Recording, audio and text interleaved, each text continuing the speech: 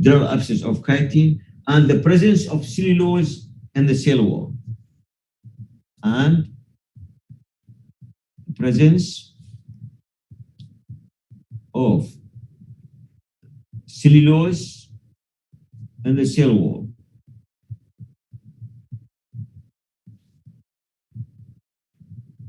Okay, now this is one character here. The other character, as I mentioned to you, basically is simply is the produce what you call the biflagellate, or they produce zoospore by two flagella. So simply going to mention biflagellate zoospores.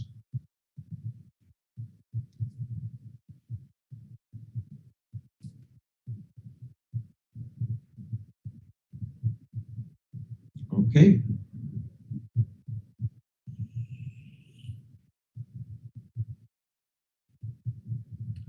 Now, usually when they produce this organism,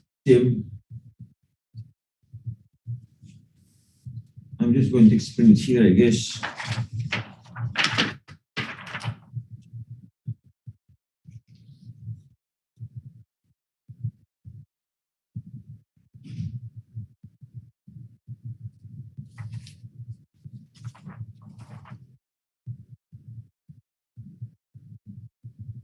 Yeah, usually I'm going to show it to you here. And now, this is one of the mycelia here.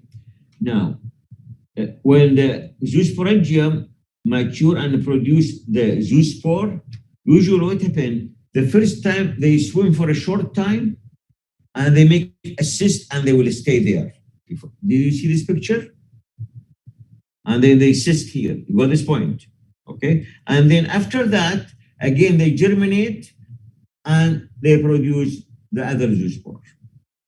Did you follow this point here?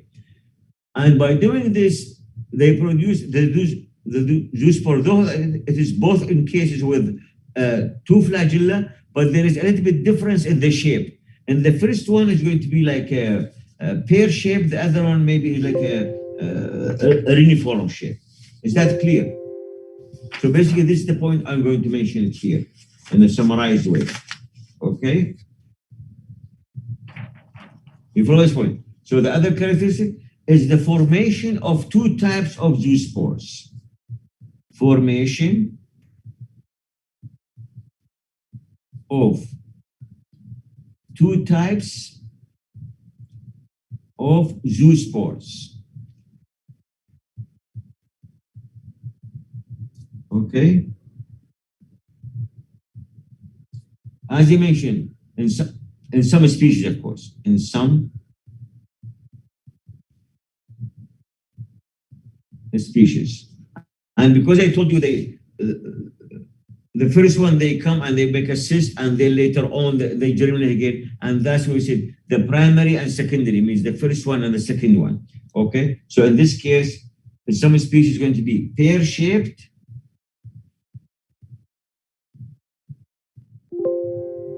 This is A here. And they put here primary means the first one. Okay. And the other, okay, reniform. What do you call it? Sorry, reniform. This is reniform, secondary.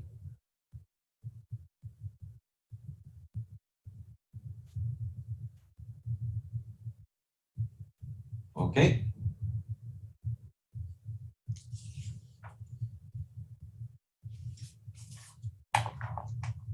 Before that, the other characteristic of this group, we call it has oogamous sexual reproduction. Oogamous sexual reproduction, that means some of the hyphae they produce the female gamete in a form of an egg, and the male gamete they produce it in a form of with a flagella gamete with like it looks like a zoospore. Okay, but in this case, what happened here? The female gamete produced what you call in oogonia or oogonium, and the male in antheridium. Now, did you follow what I'm saying here? Okay, because that's how it looks like. Okay, some of the hyphae they tip the state, and they produce what you call the antheridia. They produce the male gamete, which looks like a spore. Other hyphae, they look like this one here. At the end, they produce structure like this, and inside it, you can see here the egg, so it looks like, okay? And that's we call the eggs usually sometimes called oosphere, and that's we call sometimes oogamous. So simply in this one here, sorry to mention that this is oogamous sexual reproduction because the male gamete and the female gamete are different in shape and also in morphology. And that's we mentioned, we call it oogamous, okay, sexual reproduction.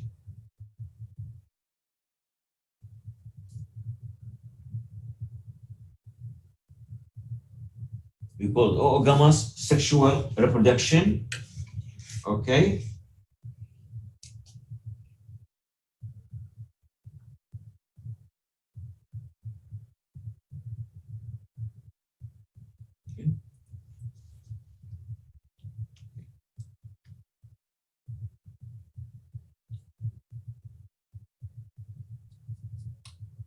Male gametes,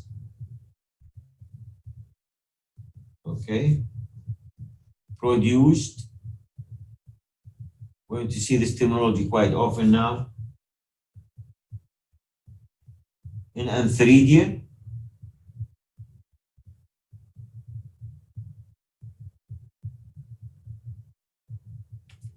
okay?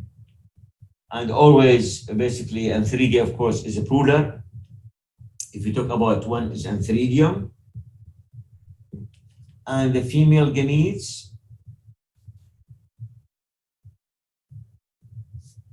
produced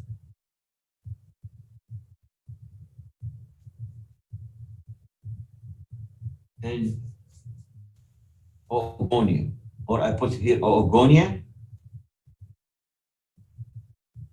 and singular oogonium, okay? And don't forget that the female gamete here in the form of eggs, okay? And the male gamete, of course.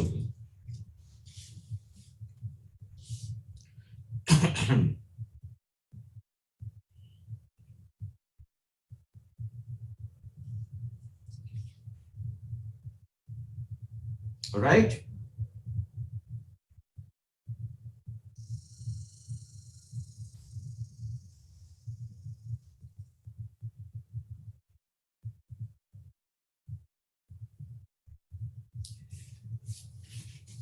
The same thing also, the other characteristic here, gametangial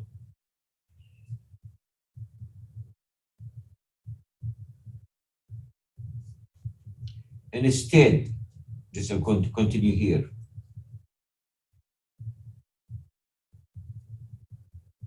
gametangial instead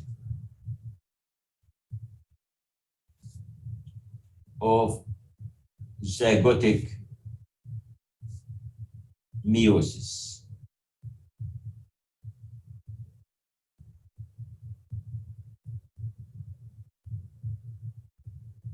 Okay? Gametangial instead of the, do you understand this? That means meiosis occur in gametangia, in the production of the gamete, not after the zygote ovation. So gametangial instead of zygotic meiosis. What does that mean? Or something like that. When it said gametangial instead of zygotic meiosis, that means is the organism in this case is diploid or haploid? I want somebody to answer me. Exactly. That means, you see, because if the meiosis occur, sometime you're going to find in some of the fungi, okay, what happened here? If the organism originally is haploid, okay, and when producing the gamete or producing the spore is going to be everything is going to be haploid. And when the gamete unite, it becomes a zygote, and then what we call meiosis occur after the zygote formation. So in this case, going to produce the haploid organism.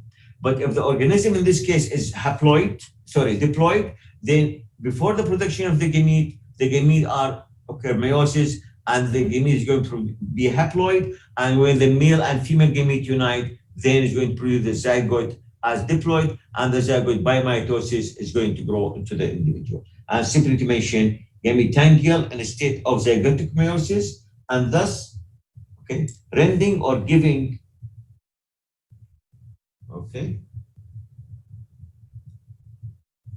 simply to mention, a diploid thallus or organ. You follow that? So these are some characteristics. Now, as already I mentioned to you, we'll have two examples here, Achillea and Saprologina. Okay. Now,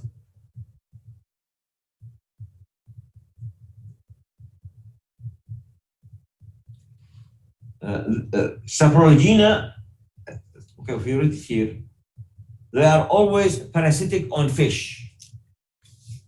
Okay. Now, for example, if you have a fish tank at home, and sometimes you find your fish will die, and especially develop it like a white cotton structure because of this person here, this organism. Okay, I will show it to you later on. Okay, so basically, Saprologina, you can put parasitic on fishes.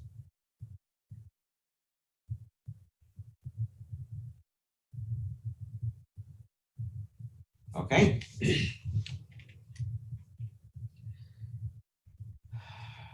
Now I'm going to start first of all with the Achillea. As I mentioned, the example I'm going to use here. Okay, Achillea.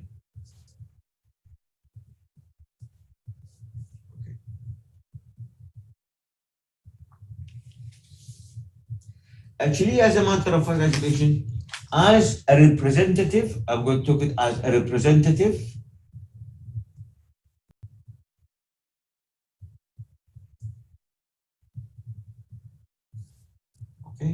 of the oomycete.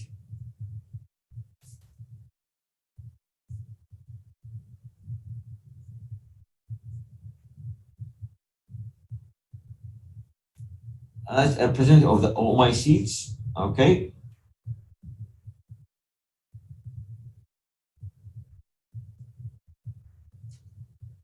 Simply going to mention here, you can write it yourself as a representative of oomycetes, and it can be isolated, and we can take it out, it can be isolated from a pond water,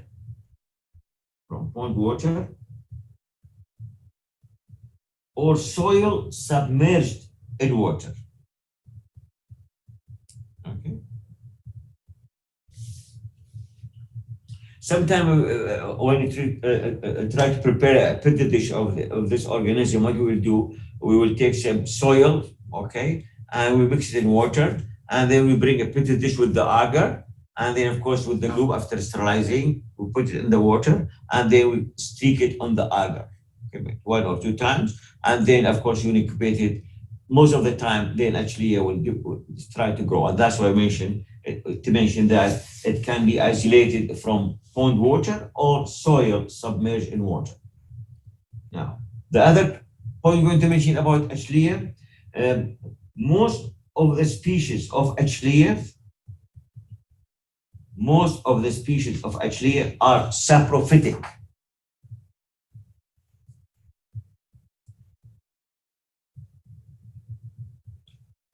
Most of the species of Achillea are saprophytic. Okay.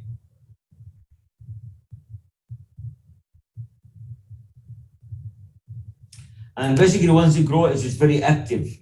It will form a very, what you call, branches here. Okay. Now, to mention, as I mentioned, most species of Achillea are saprophytic. Okay. Now, the mycelium of Achillea, the mycelium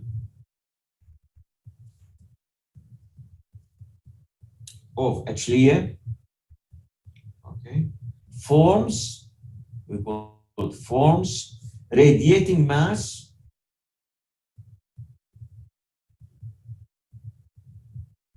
form a radiating mass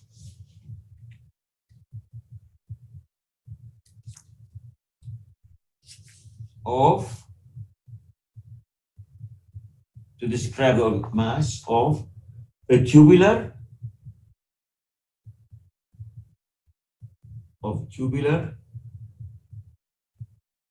okay, multinucleate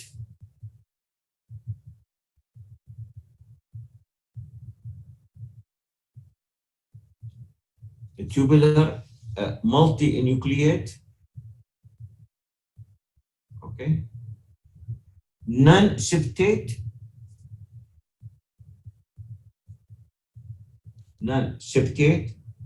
filament, okay.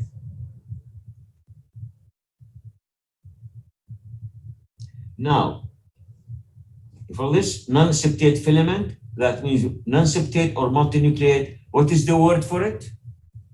Anybody remember it?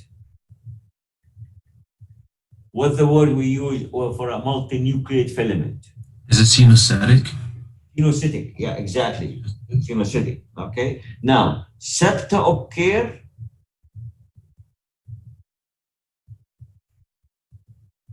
septa occur at the production of reproductive structures.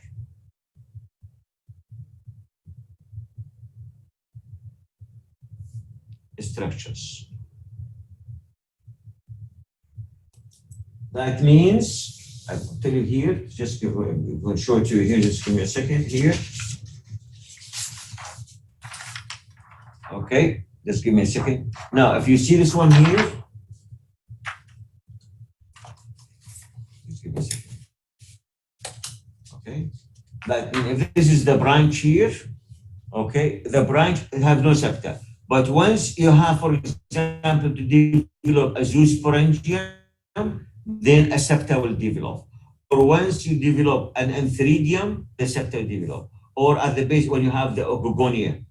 You follow what I'm saying here? So basically, the branch itself, it is like, it has no septa. By the time it develops, like for example, if this is, say, the mycelium like that, okay, and here try to develop the say, zoosporangia, then a septa develop, and this will become what you call, then the cytoplasm divide, whatever, and develop, say, zoosporangia and so on. Is that clear? Okay, so that means, okay, that septa occur at the reproduction of the reproductive structures. Okay, now. This is basically as a general description of the organism here.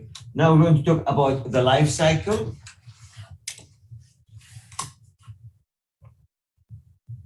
Okay.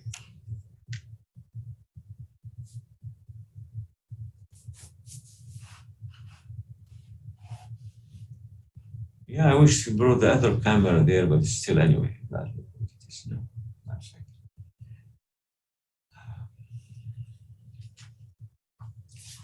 Life cycle, of course, as all these organisms, when you say the life cycle, that you may have both the asexual and sexual. The asexual life cycle is very simple, that usually in case of the organism, after a period of growing what you call vegetatively, okay, then some of the tips of some of the hyphae, they develop a septa, and then of course, then the cytoplasm inside is going to divide and produce what you call the zoospores. And of course, when the zoospores are mature in the zoosporangium, and they, of course, when are liberated. Now, as I mentioned to you, in this group here, when they are liberated in the beginning, they will group again near the tip of the sporangia, and they will cyst, and later on again they germinate. But after that, they will swim and then produce another one. So to mention, is that clear? Okay. I think I'm going to mention this one here. Okay, not to write it, because unless there is a big terminology, I will put it down. Now, under asexual reproduction,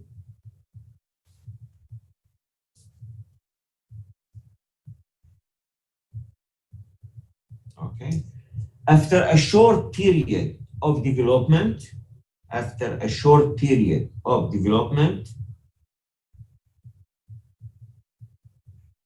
after a short period of development,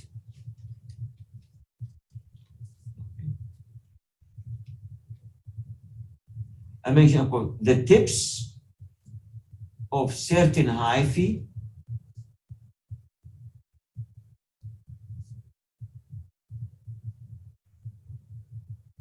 delimited, because the developing of the septa delimited,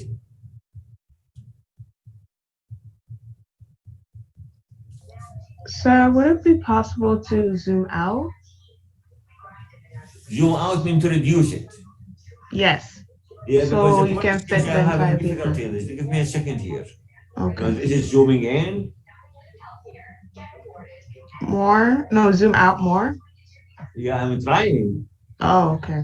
Yeah, because this machine really, there is a better machine, they didn't bring it. That's why, but what we do, we cannot push too much for those people. Okay. Okay, yeah, that's basically simple. Let me try it again here.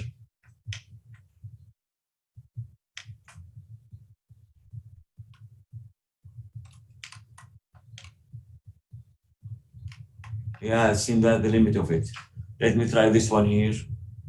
No. Well, anyway, just, okay, that's basically what it is here, all right? Hyphae delimited, okay?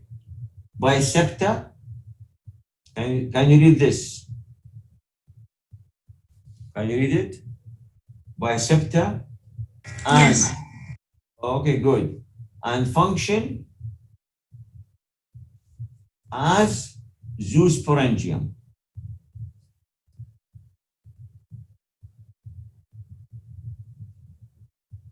okay? And each of which,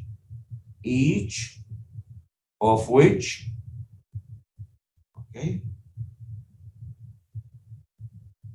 produce a large number of zoospore.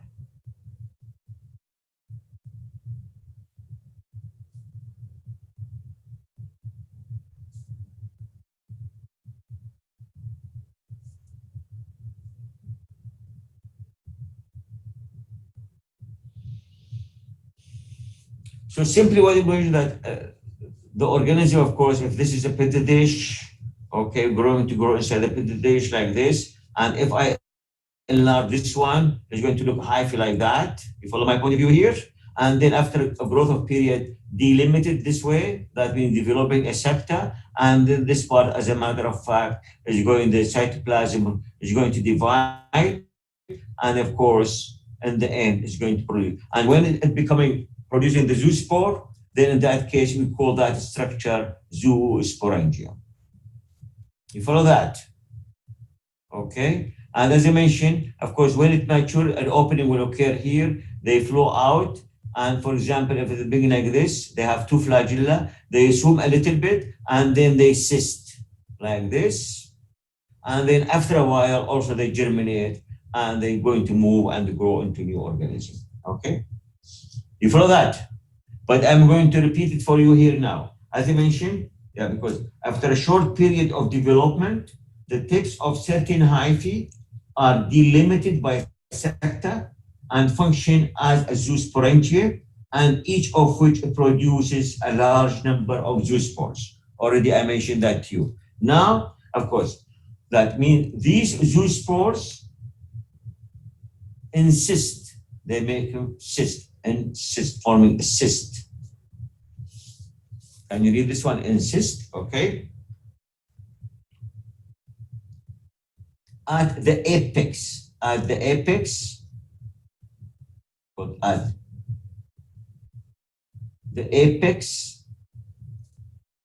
of the zoosporangium.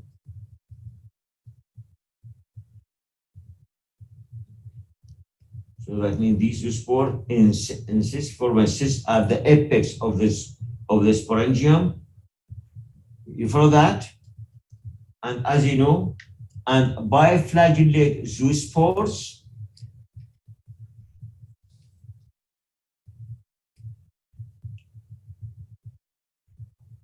and biflagellate zoospores. As I mentioned, biflagellate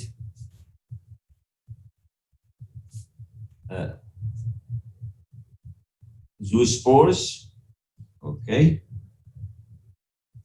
later emerge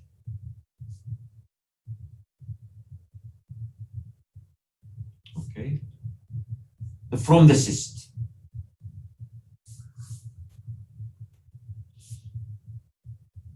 Cyst, okay. And of course, Can you move your paper up?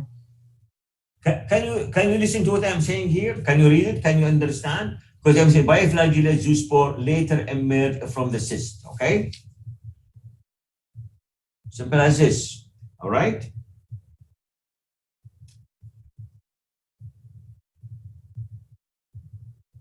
And then after a period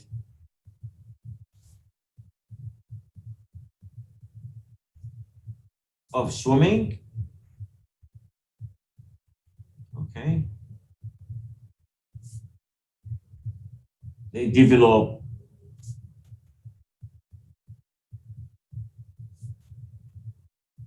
into new mycelium, okay? So basically that is represented, as a matter of fact, the asexual production. Then we're going to move to the sexual production.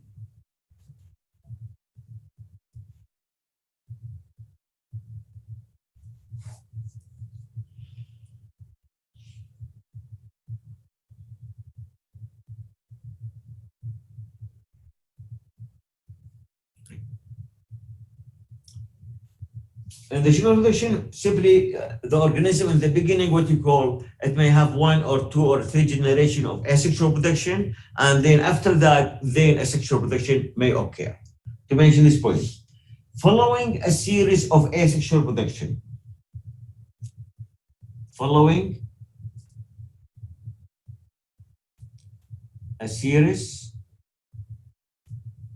of asexual reproduction, okay,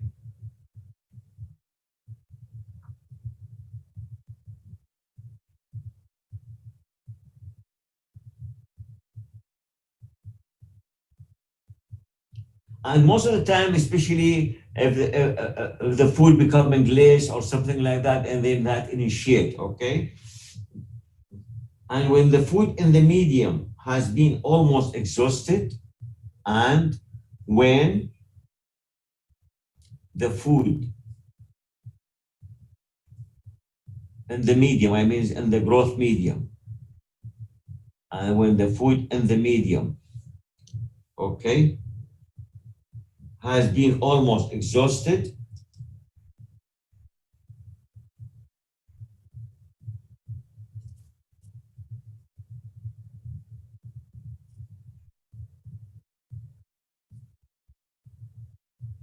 okay, that is basically then the mycelium initiate or trigger sexual production. Initiate, okay, sexual reproduction. Okay, to start with.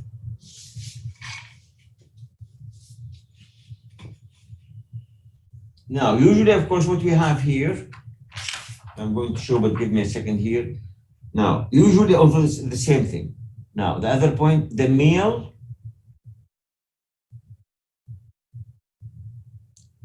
gamitangia, and what you call the male gamitangia, we call it the antheridium or antheridia, called antheridia, and also and the female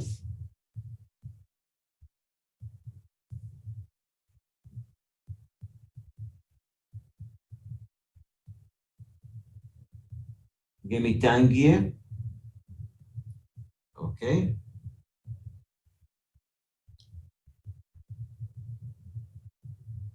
The female gametophyte, of course, in this case, we call oogonia. Oogonia. Did you read that? Oogonia. Okay. In both cases, basically, they develop at the end of the branches. Okay. To mention here. Okay. Oogonia as a lateral branches, as both of them, they develop as a lateral branches, okay, of the mycelium.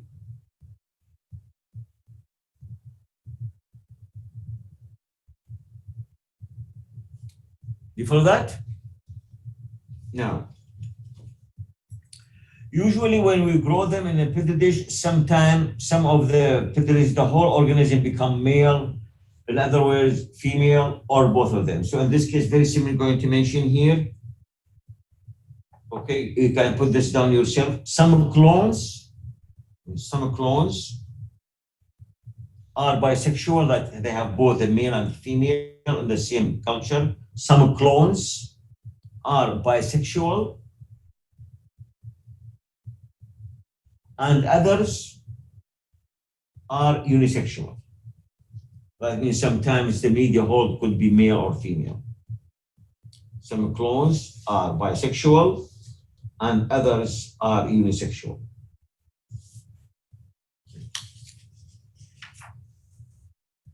I don't know in the lab if you have seen it in the picture or something like that. Usually when they develop, give me a second here.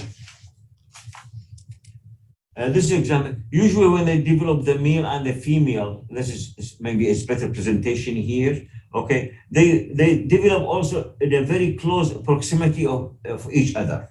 You follow my point? They are very close when they develop. Okay, yeah, just yeah, this one here, I guess. Yeah, just okay. Yeah, this one shows, yeah, shows you here. Okay, now these are present the oogonia, of course, and these are present the antheridia. And the reason for this, of course, close in the proximity here, because they figure also there is a kind of sexual hormone which the organ of the male or the female initiate the other nearby. I need to mention this point here. Okay.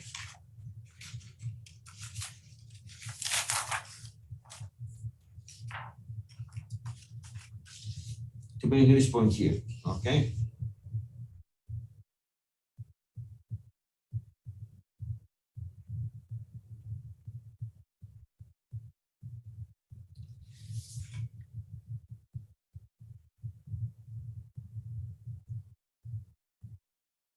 It has been demonstrated. Okay. It has been demonstrated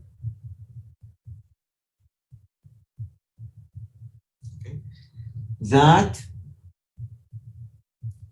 the female hyphae, which has the eggs, that the female, sorry, put this down here, that the female hyphae, okay, produce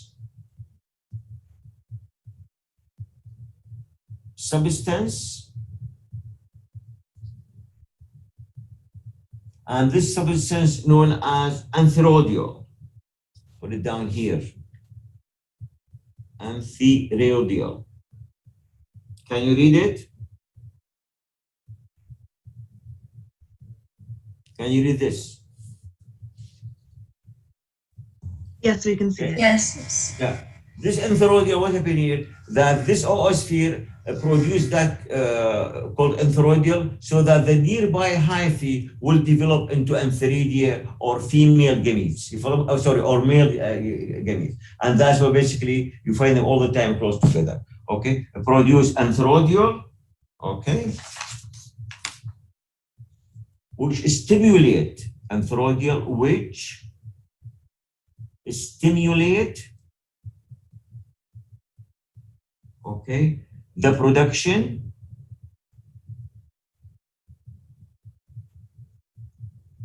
okay of male gametes, which of course the male gamete is, which is the antheridia. Put it down here, the antheridia. And that's why we call this anthrodial, okay?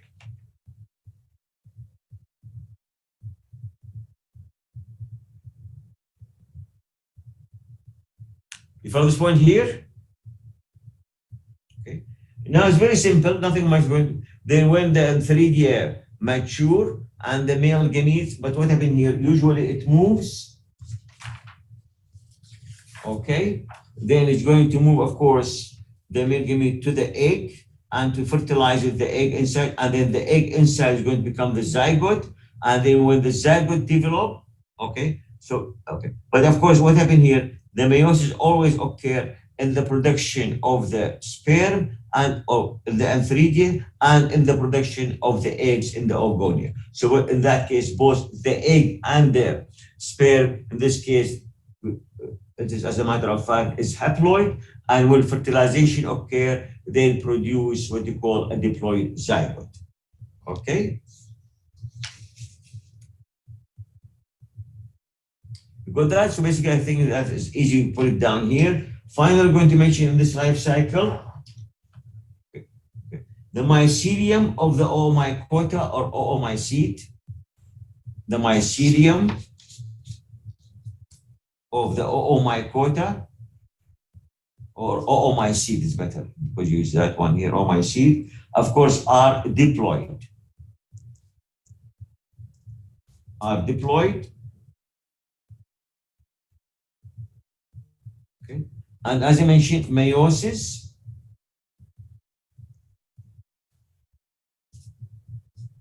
occurs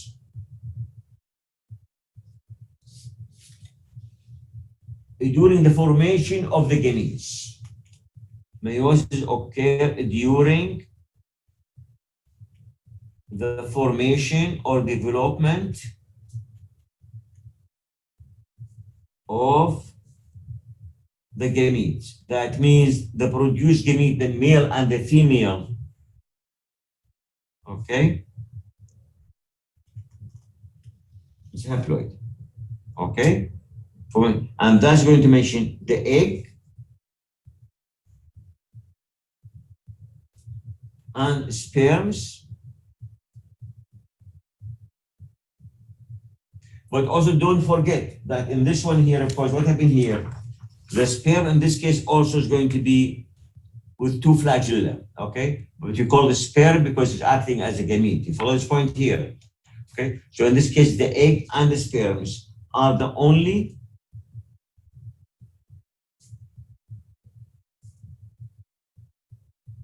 haploid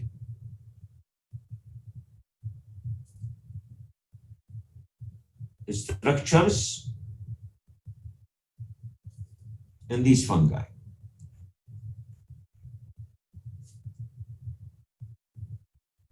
Okay?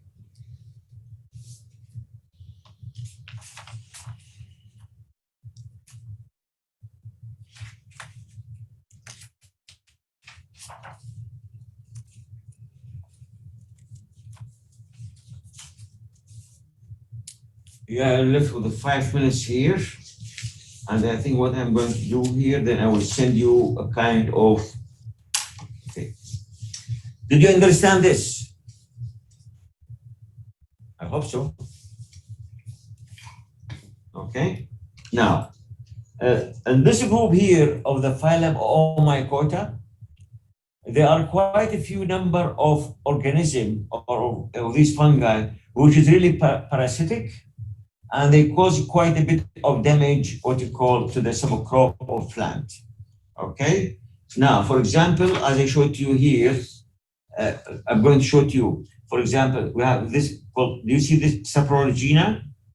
Okay, that would kill the fishes in the tank. Okay, or even on the egg and develop sometimes a very white, cottony hyphae around it. Kill them. I'm going to mention to you because, okay, Saprologina, this one here. Now, also we have a group, for example, Some of them, they attack what you call the grapes, okay? Okay, which is known. So basically, in this one, I'm going to give you, usually in fungi, we do this terminology here, okay? Sometimes you have the name of the species,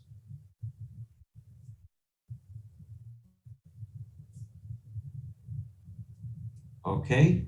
And then, of course, especially with the plant, and it causes. Now, just to mention here that Saprologina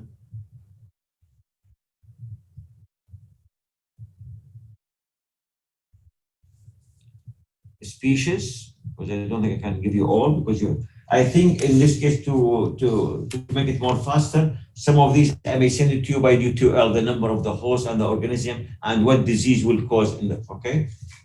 So in this case, I'm going to mention to you basically that Saprologina, okay? Species attacks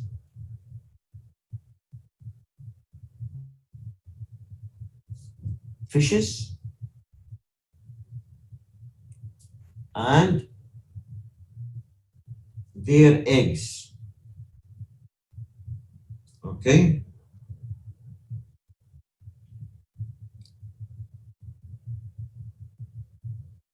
And in this case, the fungus itself just produce what you call asexually. And the fungus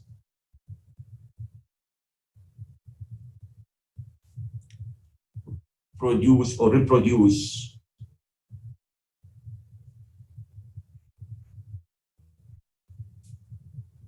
asexually. These, of course, different. I'm going to give you a different example of a species within the water mold, which are causing our parasite or causing some diseases. Okay, I'm not going to go more now. Then we have one species known as the other one here. This is one here, also belong to this one, called Plasmapora.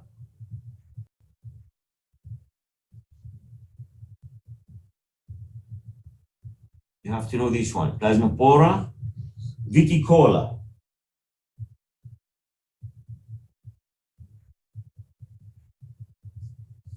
Okay. Now, this Plasmapora viticola cause the disease in this downy mildews, cause what is known as downy mildews.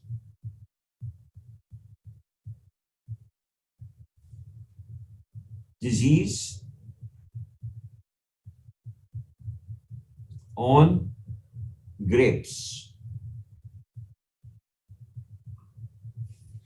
Do you follow that? I'm